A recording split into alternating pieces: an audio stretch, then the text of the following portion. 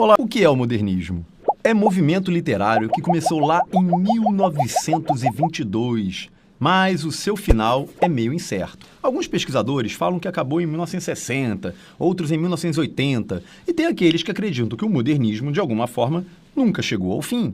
Agora, vamos entender melhor o contexto em que ele surgiu aqui no Brasil? Bem, como eu disse, em 1922 começava o modernismo em nossas terras. Só que, para ser mais específico, ele surgiu oficialmente na Semana de Arte Moderna, inspirado nas vanguardas europeias. Lembra delas? A Semana de Arte Moderna, que aconteceu em São Paulo, significou a ruptura com os modelos artísticos convencionais, aqueles que mandavam na parada toda. Ou seja, os artistas dessa época começaram a trabalhar de uma forma inovadora e muito mais original. Com isso, o país tentava conquistar sua independência cultural, se desvinculando da forma artística que nos era ditada, digamos assim. O modernismo durou várias décadas e estudiosos o dividiram em fases, e está na hora de eu te explicar a primeira delas. A primeira fase do modernismo, popularmente conhecida como fase heróica, durou de 1922 até 1930. Esse período foi a época de renovação da estética e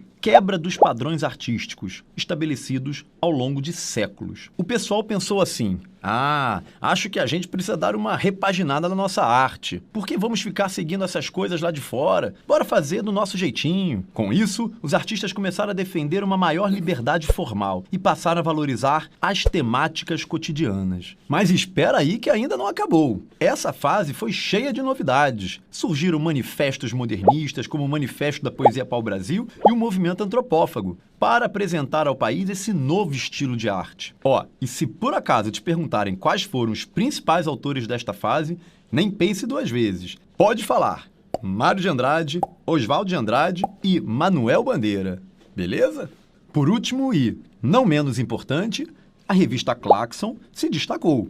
Ela trazia mensalmente todas as informações sobre essa nova onda artística que chegava com tudo. Já saquei tudo dessa primeira fase, professor, mas e a segunda? Tô querendo saber. É dela que vamos falar agora.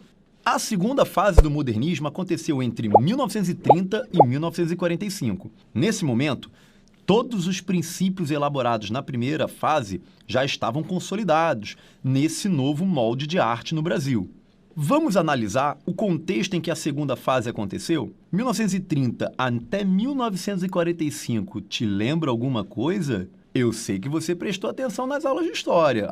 Deixa o Peli ficar sabendo que você não lembra. Essa etapa aconteceu durante a Era Vargas e logo no fim da política do café com leite. Aquele acordo lá que determinava que os presidentes da República ficavam revezando entre políticos de São Paulo e Minas Gerais. Refresquei a sua memória? A segunda fase também aconteceu na época da Segunda Guerra Mundial, que rolou de 39 até 45.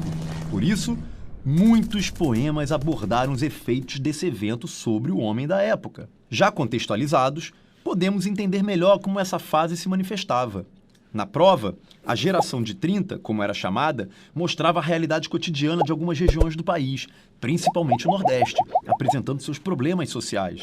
É claro que não podemos esquecer dos principais nomes que estamparam essa fase: Graciliano Ramos e Jorge Amado na prosa, e Carlos Drummond de Andrade, Vinícius de Moraes e Cecília Meirelles na poesia. Já sabe, né? Se cair um desses incríveis autores, você vai na hora sacar que estamos falando da segunda parte do modernismo, marcada por um acentuado engajamento político e social por parte dos artistas. Espero que tudo esteja esclarecido até aqui, porque passaremos agora para a terceira fase, hoje mais conhecida como pós-modernismo.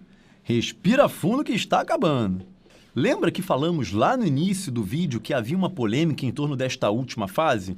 Então, muitos especialistas afirmam que o modernismo continua se reinventando até hoje, por meio dos seus ecos, enquanto outros preferem dizer que a terceira e última etapa vai de 1945 até 1980. De qualquer forma, este período é marcado por uma pluralidade de formas estéticas e experimentalismo linguístico. Nessa época, estava acontecendo muita coisa importante. Saca só, era o fim do Estado Novo e da Segunda Guerra, que emendava no início da Guerra Fria. Imagina a cabeça desses artistas, quanta coisa que rolava. No campo da poesia, a geração de 45, como alguns poetas ficaram conhecidos, tentou resgatar um traço mais formalista em seus versos. mas logo foram ofuscados pela poesia substantivada de João Cabral de Melo Neto.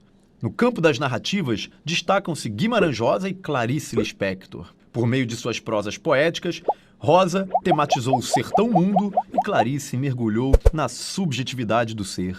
Eu duvido que depois desse mapa irado a literatura não ganhou seu coração.